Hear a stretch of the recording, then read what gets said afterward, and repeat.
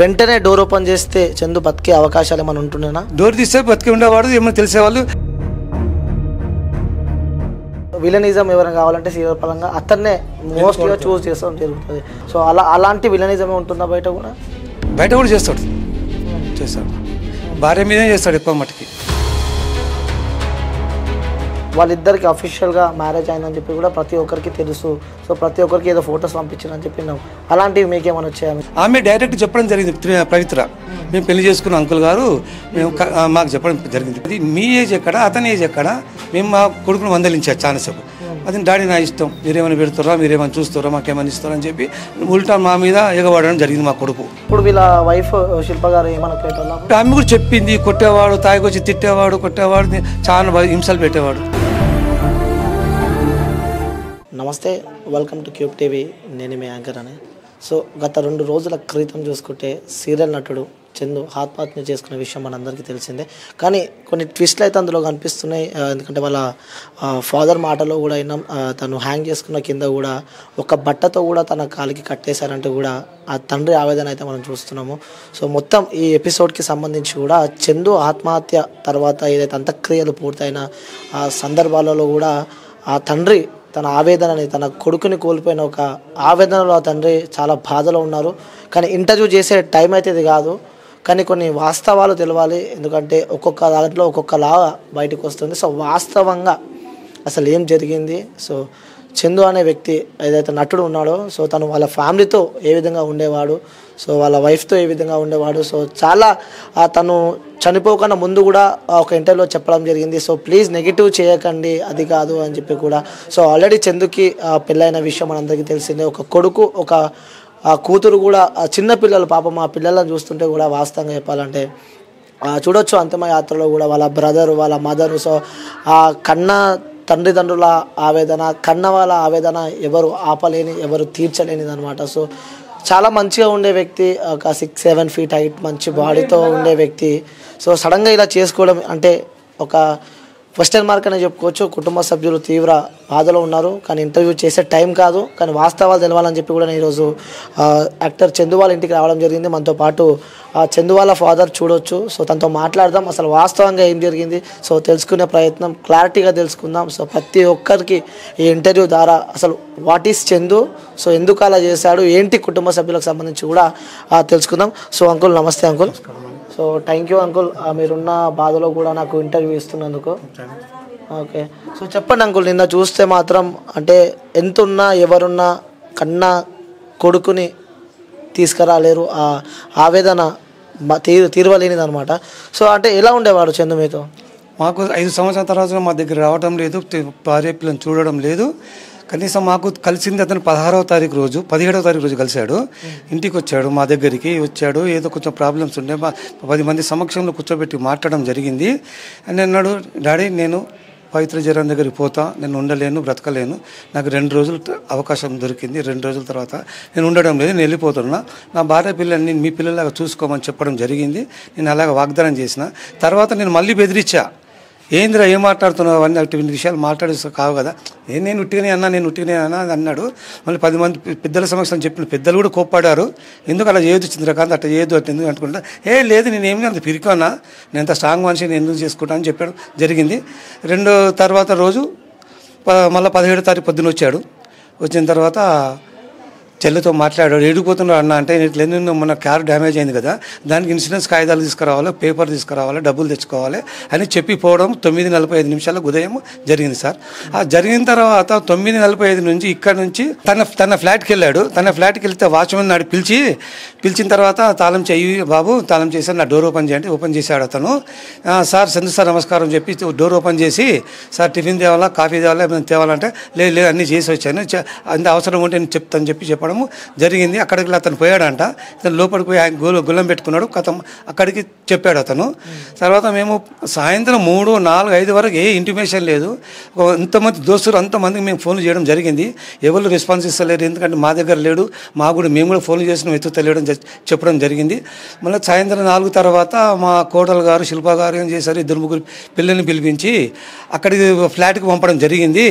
ఫ్లాట్కి పంపించడం తర్వాత వాచ్మెన్ తీసుకుపోయాడు. వాచ్మెన్ తీసుకుపోతే ఫ్లాట్కి పోదామంటే, బాబు నేను రాను, నేను తీయను. ఎవరైనా పోలీస్ కంప్లైంట్ చేశాను నేను వాచ్మెన్ని, వాళ్ళు వస్తున్నారు, వాళ్ళు వచ్చిన తర్వాత మీరు అడగండి అని చెప్పాడు. ఆ పిల్లలకు తోటి వాళ్ళు రూమ్ ఇరగొట్టనియలేదు, తీయనియలేదు. పోలీసులు వచ్చారు, పోలీసులు వచ్చి ముగ్గురు పిల్లలతో మాట్లాడడం జరిగింది. మీరు ఏమవుతారని ఫ్రెండ్స్, మేము యాజ్ పర్ రూల్గా మేము ఫ్రెండ్స్కు అన్ని ఎవరు వస్తే మేము డోర్ తీయలేము చేయలేము. వాళ్ళ పేరెంట్స్ మదరు ఫాదరు అన్న అక్క చెల్లి ఎవరు వచ్చినా మేము తీస్తాము చెప్పడం జరిగింది. నాకు కానిస్టేబుల్ ఫోన్ చేశాడు అక్కడ నుండి, సార్ మీరు ఎక్కడ ఉన్నారు సార్, మీరు చంద్రగాలి డాడీ అంటే అవును సార్, మీరు ఇక్కడ రాగలుగుతారంటే దారిలో ఉన్నారు సార్ అని చెప్పి ఒక ఫ్రెండ్ని తీసుకొని పోవడం జరిగింది. అక్కడికి వెళ్ళిన తర్వాత వాళ్ళు పోలీసు వాళ్ళు నన్ను తీసుకెళ్ళి మాట్లాడడం జరిగిన తర్వాత ఫ్లాట్కి తీసుకెళ్లారు. ఫ్లాట్కి తీసుకెళ్ళి ఓపెన్ చేయించాను. ఓపెన్ చేసిన తర్వాత నా వెంబడి వచ్చిన వాళ్ళు పిల్లల్ని దింపిపించారు. వాళ్ళు నేను ఓపెన్ చేయగానే చూశాను, బాల్కనీలో బాడీ హ్యాంగింగ్ అయి ఉంది. హ్యాంగింగ్ దింపమని చెప్పారు. వాళ్ళు ముగ్గురు పిల్లలు వెంబడి వచ్చిన వాళ్ళు దింపడం జరిగింది. దింపి ఒక బెడ్షీట్లో పండబెట్టారు, ప్యాంట్ షర్టు మొత్తం విప్పారు. ఏమైనా దెబ్బలు ఉన్నాయంటే దెబ్బలు ఇక్కడ ఏం లేవు, పుట్టుమచ్చలు చూశారు. అంటే ఇవన్నీ మనం గమనిస్తుంటే మాత్రం అంటే హ్యాంగ్ చేసుకున్న తర్వాత కూడా మీరు వచ్చిన తర్వాతనే డోర్లు ఓపెన్ చేస్తామని చెప్పి పోలీసు వాళ్ళు చెప్పారు. యాజ్ పర్ రూల్ అంటే వాళ్ళకి నేను వచ్చిన తర్వాతనే డోర్ ఓపెన్ చేశారు. ఓపెన్ చేయడం అంటే లోపలికి వెళ్ళాలంటే తనమన్నారు. ఆ పిల్లలు ఒక తను అంటే డోర్ ఓపెన్ అయిపోయింది. లోపల అయిపోయినా చూస్తే ఎదురుగా హ్యాంగింగ్ అయింది బాల్కనీలో. అంటే ఒకవేళ వెంటనే డోర్ ఓపెన్ చేస్తే చందు బతికే అవకాశాలు ఏమైనా ఉంటున్నాయా? ఇక్కడ నుంచి 9:45-10కి వెళ్ళాడు సార్. ఇక్కడ నుండి వెళ్ళిపోయిన తర్వాత మాకు ఫోన్ చేసి ఏం లేదు, వాచ్మెన్ చెప్పాడు లోపలికి వెళ్ళాడు, డోర్ పెట్టుకున్నాడు, దాని తర్వాత నుంచి తీయలేదు. డోర్ తీస్తే బతికి ఉండేవాడు, ఏమైనా తెలిసేవాళ్ళు. ఎందుకంటే ఇది అయిపోయినాక అప్పుడే మాకు 10, 11, 12కే తెలిసేది మాకు. మేము ఈ పిల్లలు పోవడం పట్ల అక్కడ ఉండడం తెలిసింది. మేము ఈ పిల్లల్ని అక్కడ పంపకపోతే మాకేం తెలియదు. మీకు తెలియదు, మాకు తెలియదు. వాచ్మెన్కి వచ్చి ఒక్కరికే తెలుసు, వచ్చిండు లోపల ఈ టైంకి పోయిండు అంతవరకు తెలుసు, కానీ సెకండ్ పర్సన్కి ఎవరు తెలియదు. తర్వాత వీళ్ళు వచ్చిన తర్వాత పోలీసు వాళ్ళకి అతను ఇన్ఫామ్ చేశాడు. సార్ ఉదయం ఒక వెళ్ళాడు ఇంట్లోకి 502 నంబర్ రూమ్లో వెళ్ళాడు, ఇంతవరకు డోర్ తీయలేదు. దానివల్ల మీరు కొంచెం వచ్చి ఏదైనా చేయడం చెప్పని జరిగిన దాంతో 3 కానిస్టేబుల్ వచ్చారు. నేను పోయేసరికి 3 కానిస్టేబుల్ వచ్చారు. సో ఏమన్నారు కానిస్టేబుల్? మీరు ఏమవుతారు మేడం, నేను నాకు కొడుకు అవుతాడు, నేను తండ్రి అవుతాడు, సరే డోర్ తీయమని చెప్తే వాళ్ళైతే కాలుతో ఒక తడ్డు తడినాడు. డోర్ ఓపెన్ అయింది. డోర్ ఓపెన్ బాల్కనీ హ్యాంగింగ్ చేసుకున్నట్టుగా ఉన్నది. కాళ్ళకు ఒకటి సన్న తెల్ల బట్ట కట్టి ఉన్నది. అంటే ఇదొకటి క్వశ్చన్ మార్క్ ఉంది ప్రతి దాంట్లో, అంటే ప్రతి ఒక్కరికి కూడా అర్థం కాలేదు. కాళ్ళకి ఆ బట్ట ఏంటిది, ఏదో శారీ అట్లా బట్ట చీర బట్ట ఫాల్స్, లేడీస్ ఫాల్స్ ఉంటాయి కదా సార్, అటువంటిది కట్టి ఉన్నది కాళ్ళకి. ఇగో ఇట్లా ఉంది కాళ్ళు, ఇట్లా కట్టి దానికి బట్ట కట్టి ఉన్నది. అది ఇలా ఉన్నది కాళ్ళు, దీనికి బట్ట కట్టాడు. అది ఎవరు కట్టారు, ఎట్లా చేసుకున్నారు? వాళ్ళు లోపలికి వెళ్ళి గొల్లం పెట్టుకున్నాడు. మేము పోదామంటే పోలీసులు లోపలికి పోనీయలేదు. ఎక్కడికి వెళ్ళి చేసారు, ఎవరైనా చేశారా, ఎక్కడ ఇతనే చేసుకున్నాడా, మరి అది ఎక్కడ వచ్చిందని మేము అడిగాను. సార్ ఇప్పుడు టైం చాలా అయిపోయింది, దానికి మనము ఫోటోలు తీసాము, ఎంక్వైరీ చేస్తామని చెప్పి పోలీసు నన్ను జరపడం జరిగింది. నన్ను రూమ్ నుంచి బయటకు పంపించిన తర్వాత ఆ 3 పిల్లలు బాడీ దించారు, బెడ్షీట్లో పడుకోబెట్టి షర్ట్ ఓపెన్ చేసి ఇంకెక్కడ దెబ్బలు ఉన్నాయి ఏదని చూశారు. ఎక్కడ దెబ్బలు ఏమి లేవు. ఒక తాడు ఉన్నది, ఒక తాడు నాకు తీసి ఇచ్చారు. ఉంగరాలు ఉన్నాయి, అవి వెళ్ళలేదు. అక్కడి నుంచి పోస్ట్ మార్టం పంపడం జరిగింది. నెక్స్ట్ పోస్ట్ మార్టం జరిగినాక ఇచ్చారు. అవి డూప్లికేటే, అవి ఏం పనికి పడేసడం జరిగింది. అని ఒక తాడు మాత్రం అక్కడే ఇచ్చారు పోలీసు వాళ్ళు. ఓకే, ఆ విధంగా జరిగింది. సో ఇంకోటి క్వశ్చన్ ఏమొస్తుందంటే జనాలలో అందరికీ, సో తను మొన్ననే యాక్సిడెంట్ అయింది, సో కొంచెం ఇక్కడ నర్వస్కి ప్రాబ్లం ఉండే, మరి అలాంటి వ్యక్తిని మీరు బయటికి అంత ఈజీగా ఎలా పంపించారని చెప్పి కూడా మాకు 16వ తారీఖు రోజు వచ్చింది సార్. యాక్సిడెంట్ అయిన తర్వాత అక్కడ 3వ రోజు అయిన తర్వాత ఇక్కడికి వచ్చాడు. వచ్చిన తర్వాత ఇక్కడ మీటింగ్ జరగడం పెట్టుకున్నాం. వీని గురించే మేము 10 మంది సమక్షంలో మాట్లాడదాం, ఎందుకు ఏం చేస్తున్నాం, అయిపోయింది, మధ్యలో వచ్చింది, మధ్యలో పోయింది, ఎందుకు పోతున్నాం మళ్ళా అని చెప్పి చెప్పడం జరిగింది. అయితే ఆయన ఇటువంటి పని చేశాడు. నేను చేసుకుని అలా అని చెప్పాడు, పోవద్దని చెప్పాం. వినేవాడు కాదు. 2 నిమిషాలు ఇక్కడ ఉంటే 2 నిమిషాలు ఇంకెక్కడో చేరుతాడు. మా మాట చాలా రోజులు వినక మాతో మాట్లాడడం జరగడం లేదు, మా మాట వినడం జరగడం లేదు. భార్య దగ్గరికి కూడా రావడం లేదు, పిల్లల దగ్గర కూడా రావడం లేదు. కానీ వాళ్ళకు 30,000 ఎవ్రీ మంత్ వాళ్ళ ఖర్చుల మందము, రెంట్కి, ఫుడ్కి, స్కూల్ ఫీజు, ఆటో ఫీజు చేరుస్తుండు ఫోన్పేలో. ఓకే, అంటే ప్రతి నెల ఇంటికి వస్తాడు కానీ ప్రతి నెల 30,000 వేస్తున్నాడు ఫోన్పేలో చేస్తున్నాడు వాళ్ళ ఖర్చులు ఒకరికి. ఓకే, అంటే ఆల్రెడీ శిల్పతో తను 3 సంవత్సరాలు వెంటపడ్డాక కూడా 12 సంవత్సరాలు నుంచి వెనుకబడ్డాడు, చేసుకున్నాడు. మేము వద్దన్నాము, నాకు ఇష్టం ఉంది డాడీ మేము చేసుకుంటామంటే ఒక 2 సంవత్సరంలో మేము వద్దు అన్నాము.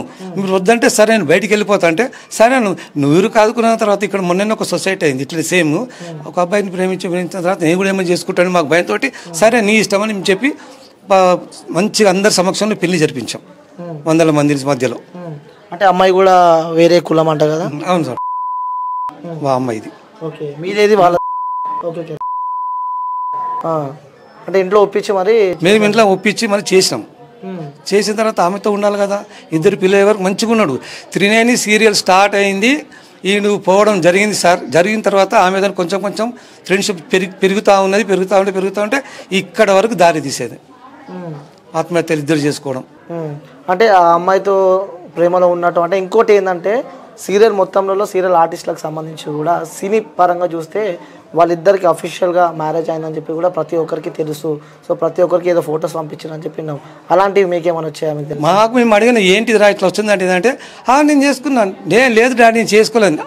ఆమె డైరెక్ట్ చెప్పడం జరిగింది. పవిత్ర మేము పెళ్లి చేసుకున్న అంకుల్ గారు మేము మాకు చెప్పడం జరిగింది. ఫోన్ చేస్తే ఏంటిది అమ్మ ఇట్లా అంటే ఇట్లా ఫోటోలు పెడుతున్నారంటే అంకుల్ గారు మేము గుడిలో ప్యాన్ చేసుకుని ఎంతమంది ఉన్నారండి ఎవరు మీరు ఇద్దరు చేసుకుంటే ఎట్లా జరుగుతుంది? మీ ఏజ్ ఎక్కడ అతని ఏజ్ ఎక్కడ? లేదండి మేము చేసుకున్నాము గుడిలో. గుడిలో చేస్తే ఎవరు నమ్ముతారు? మనం ఎవరు దానికి రెస్పాన్సిబిలిటీ ష్యూరిటీ ఏమున్నది అని మేము అడగడం జరిగింది. మేము మా కొడుకును మందలించారు చాలాసేపు.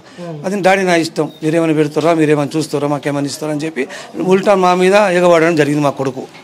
అంటే పవిత్ర మిమ్మల్ని కలవడం జరిగింది ఎప్పుడైనా మీతో మాట్లాడాలి? మీ ఫేస్ కూడా వచ్చి సేమ్ ఈ ఫోటోలో మొబైల్లో చూడడమే జరిగింది, కానీ డైరెక్ట్ ఇట్లా ఎదురు బదులు చూసుకోవడం లేదు, మాట్లాడుకోవడం జరగలేదు.